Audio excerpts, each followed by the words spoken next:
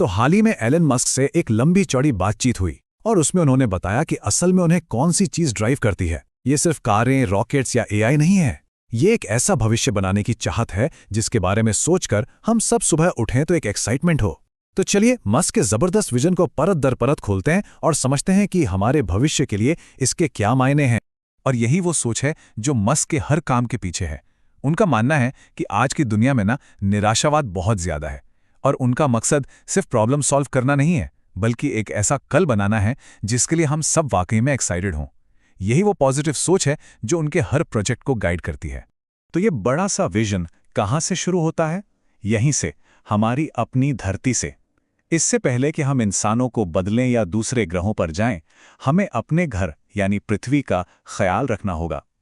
और यहीं पर मस्क की पहली चुनौती सामने आती है, एक सस्टेनेबल एनर्जी इकोनॉमी बनाना। अब सवाल ये उठता है कि हम एक ऐसी अर्थव्यवस्था कैसे बनाएं जो पूरी तरह से सस्टेनेबल एनर्जी पर चले। देखिए, ये सिर्फ कुछ सोलर पैनल लगा देने से कहीं ज़्यादा बड़ा काम है। ये हमारे एनर्जी बनाने, उसे स्टोर करने और उसे इस्तेमाल करने के पूरे तरीके को बदलने के बारे में है। मस्क इस बड़ी सी प्रॉब्लम को 3 सिंपल स्टेप्स में तोड़ते हैं। पहला, जेनरेशन यानी ऊर्जा बनाना, जो कि ज़्यादातर सोलर और विंड से होगा।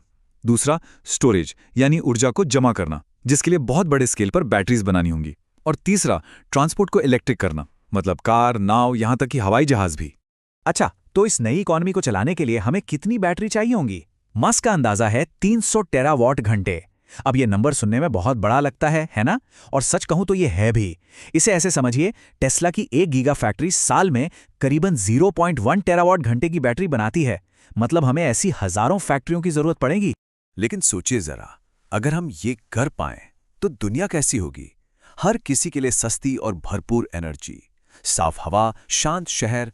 हम समुद्र के खारे पानी को मीठे पानी में बदलकर पानी की कमी को हमेशा के लिए खत्म कर सकते हैं।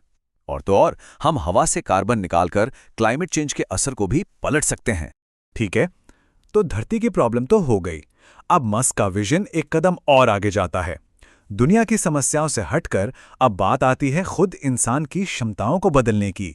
और इसकी शुरुआत होती है एक बहुत बड़ी चुनौती से, जिसे हम कहते हैं रियल वर्ल्ड एआई। मतलब एक ऐसी एआई जो हमारी इस उलझी हुई दुनिया को समझ सके। देखिए, फुल सेल्फ ड्राइविंग बनाना जितना मुश्किल था ना, उससे एक बहुत बड़ी बात सामने आई। ये सिर्फ बेहतर गाड़ियां बनाने का चैलेंज नहीं था, ये एक कंप्यूटर को ऐसी दुनिया चलाना सिखाने का चैलेंज था जो हम इंसानों की आंखों और दिमाग के लिए बनी है। असल में ये रियल वर्ल्ड एआई की पहेली को सुलझाने जैसा है। और ये चैलेंज कितना अलग है, ये मस्क की भविष्यवाणियों को देखकर पता चलता है। जहां वो टेस्ला की कार सेल्स के बारे में एकदम सटीक भविष्यवाणी करते हैं, वहीं फुल सेल्फ ड्राइविंग को लेकर वो कई सालों से कहते आ रहे हैं कि बस अगले साल हो जाएगा। मस्क कहते हैं कि एआई में आप बार बार लॉग कर्व्स से टकराते हैं, मतलब जहां प्रोग्रेस अचानक बहुत ही ज्यादा धीमी हो जाती है। तो क्या हो अगर ये रियल वर्ल्ड एआई सिर्फ गाड़ियों के लिए ना हो? यही वो सवाल है जो हमें टेस्ला की एआई से लेकर उनके सबसे ambitious project Optimus humanoid robot तक ले जाता है।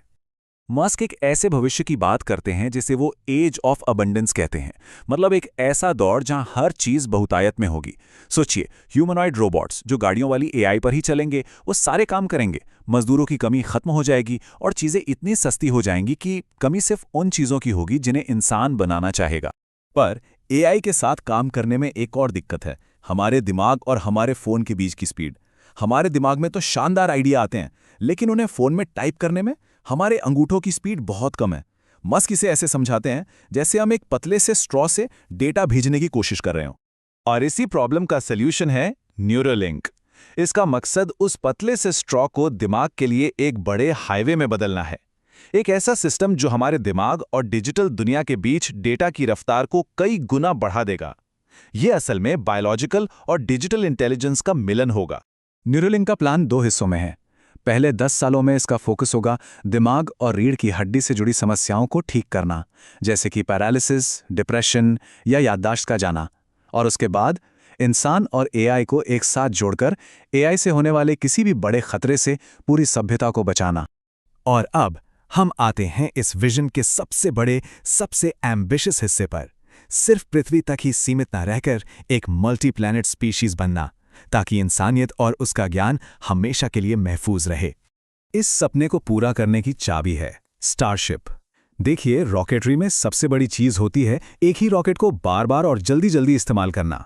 स्टारशिप को किसी यूज एंड थ्रो रॉकेट की तरह नहीं, बल्कि एक हवाई जहाज की तरह बनाया गया है। इससे अंतरिक्ष में जाने का खर्च बहुत बहुत कम हो जाएगा। और मस्क जब मंगल पर जाने वालों को बुलाते हैं तो उनकी पिच बड़ी सीधी और सच्ची होती है। वो कहते हैं ये खतरनाक होगा, जगह कम होगी, हो सकता है आप वापस भी ना आ पाएं, ये मुश्किल होगा, बहुत मेहनत वाला काम होगा, लेकिन ये शानदार होगा। देखिए, मंगल पर जाने की वजह सिर्फ एडवेंचर नहीं है, ये हमारे वजूद से जुड़ा सवाल है। एक थ्योरी है द ग्रेट फिल्टर। ये कहती है कि शायद ब्रह्मांड में कोई ऐसी बाधा है जिसे कोई भी सभ्यता पार नहीं कर पाती, और इसीलिए हमें एलियंस नहीं दिखते। मस्क का मानना है कि एक से ज्यादा ग्रहों पर बसना भी एक ऐसा ही फिल्टर है जिसे हमें पार करना ही होगा, ताकि अगर कल को पृथ्वी पर कोई बड़ी तबाही आ भी जाए तो इंसानियत बची रहे। तो अब सवाल ये है कि ये जो अलग अलग प्रोजेक्ट्स हैं, sustainable energy, AI, robots, brain computer interface और स्पेस कॉलोनी, क्या ये सच में एक ही बड़े विजन का हिस्सा है? चलिए देखते हैं कि ये सब आपस में जुड़ता कैसे है। और यहीं पे सारी कड़ियां जुड़ती हैं। जरा सोचिए, टेस्ला के रोबोट्स मंगल पर बेस बना सकते हैं और उसे मेंटेन कर सकते हैं। द बोरिंग कंपनी मंगल पर जमीन के नीचे रहने की जगहें खोज सकती है। स्टारशिप सिर्फ मंगल ही नहीं बल्कि धरती पर भी किसी भी दो शहरों के बीच 1 घंटे में पहुंचा सकता है। और न्यूरालिंक मंगल पर बसे लोगों को पृथ्वी पर अपने परिवार से जुड़े रहने में मदद कर सकता है। ये सब अलग अलग कंपनियां नहीं बल्कि एक ही बड़े मिशन के हिस्से हैं। तो आखिर में हम उसी सवाल पर वापस आते हैं, क्या ये इंसानियत के भविष्य का एक ब्लूप्रिंट है या फिर सिर्फ एक दूर की सोच रखने वाले इंसान का बहुत बड़ा और जोखिम भरा दांव? इस विजन का स्केल इतना बड़ा है और ये इतना महत्वाकांक्षी है कि इस पर सोचना और विचार करना हम सभी के लिए बहुत जरूरी है।